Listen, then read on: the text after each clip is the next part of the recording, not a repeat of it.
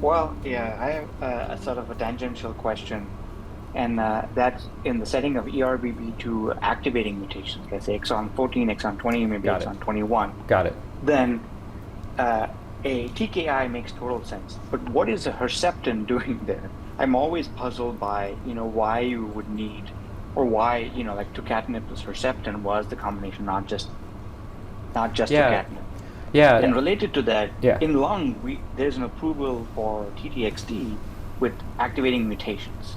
And in that case, is it because you think the activating mutation like makes it more sensitive to a topo one inhibitor, or is it that you speculate that in those activating mutations they just had 1 plus HER2 expression, and that's where they were actually responding? All right. So questions are both tangential and speculative.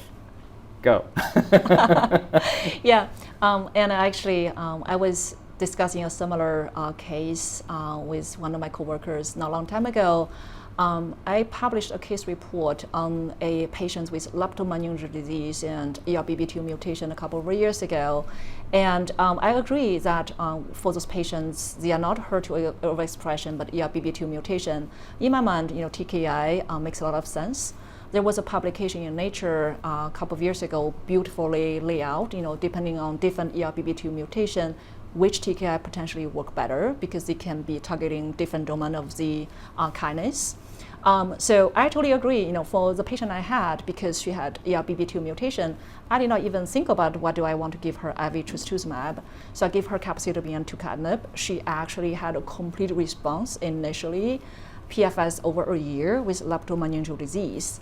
And that's why I reported. But when the manuscript was in revision, every single reviewer was asking me the question, why you didn't give this patient trastuzumab?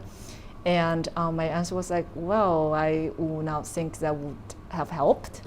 But that raised the question, how much trastuzumab is doing in that setting.